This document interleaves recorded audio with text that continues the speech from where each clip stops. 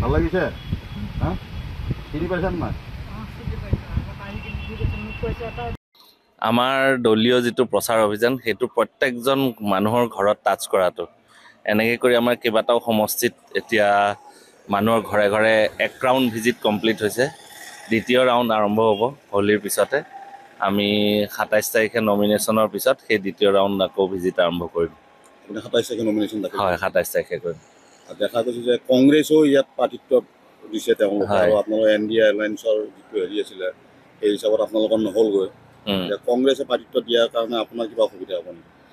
কংগ্ৰেছে প্ৰাৰ্থিত্ব দিয়াক লৈ আমাৰ একো অসুবিধা হ'ব বুলি ভবা নাই কাৰণ কংগ্ৰেছক ৰাইজে ইতিমধ্যে নাকচ কৰি থৈছে আৰু আমি বৃহত্তৰ ভাৰতবৰ্ষৰ একেলগ হৈ বিজেপিৰ বিৰুদ্ধে যুঁজ দিবৰ বাবে কংগ্ৰেছক আহ্বান জনাইছিলোঁ আৰু সেই আহ্বান মৰ্মে কংগ্ৰেছক দিল্লীত চণ্ডীগড়ত গোৱাত এইবিলাক সকলোকে ছিট এৰি দিয়া হৈছে আম আদমি পাৰ্টীয়ে উইথড্ৰ কৰিছে নিজৰ ছিট তাৰ ওপৰঞ্চি গুৱাহাটীৰ নিচিনা মুখ্য ছিট যিটোত আমাৰ সভাপতিয়ে প্ৰতিদ্বন্দ্বিতা কৰিছিলে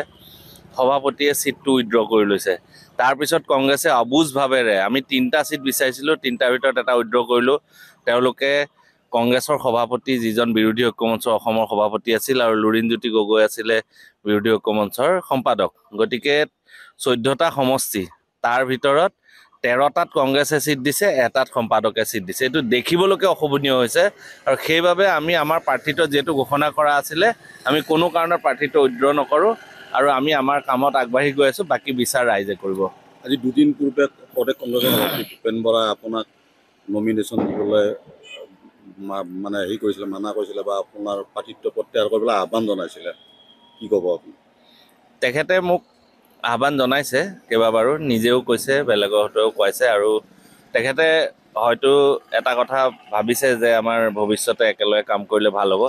কিন্তু তেওঁলোকে ছিনিয়ৰ মানুহ হিচাপে আহ্বানটোত আমি এতিয়ালৈকে সঁহাৰি জনোৱা নাই কিয় কাৰণে আমাৰ ডিচিশ্যনটো দিল্লী মহলৰ পৰা হয় আৰু ২ নম্বৰ কথা আম আদমি পাৰ্টি এটা এনেকুৱা পাৰ্টি যি ৰাইজৰ কাম কৰি দিল্লী আৰু পাঞ্জাৱত ইমান সুফল পাইছে আৰু ৰাইজ সন্তুষ্ট হৈছে তেনেকুৱা ক্ষেত্ৰত তেওঁলোকে আম আদমি পাৰ্টিক অসমত প্ৰতিষ্ঠা হ'বলৈ নিদিয়াৰ এটা ছালৰ নিচিনা দেখা গৈছে মানে নিদিব বিচৰা নাই কিয় কাৰণে ডিব্ৰুগড়তো আমাৰ পাৰ্টিয়ে ফ্ৰেণ্ডলি কণ্টেষ্টত গৈছে বাকী কোনো এটা ছিটত যদি নেখেলে এটা আম আদমি পাৰ্টিক ছিট এৰি দিয়াটো তেওঁলোকৰ বাবে বিবেচনা কৰিব লাগিছিলে আৰু আম আদমি পাৰ্টিক ছিট এৰি নিদিয়াৰ বাবে আমি ইয়াত প্ৰাৰ্থিত্ব প্ৰত্যাহাৰ কৰাৰ কোনো কাৰণ নাই এক প্ৰশ্ন দিল্লীৰ আপোনালোকৰ মুখ্যমন্ত্ৰী আৰু আপোনালোকৰ ৰাষ্ট্ৰীয় আহ্বায়ক কেজৰিৱালক ইতিমধ্যে আটক কৰিছে নিৰ্বাচনত কিবা প্ৰভাৱ পৰিব নেকি নিৰ্বাচনত বিৰোধী পক্ষৰ ওপৰত বিৰূপ প্ৰভাৱ পৰিব এইটোত নিৰ্বাচনত বিৰোধী পক্ষই এনেকুৱা ধৰণৰ আচৰণে নিৰ্বাচনত বিৰোধী পক্ষৰ বিপৰীত প্ৰভাৱ পেলাইছে আৰু অৰবিন্দ কেজৰিৱাল ডাঙৰীয়াক এৰেষ্ট কৰিছে যিটো কাৰণত সেই কাৰণটো জল পটপট এজন মানুহ তেওঁৰ ওপৰত সুৰা কেলেংকাৰী গোচৰ হয় তেওঁক ইডিয়ে এৰেষ্ট কৰে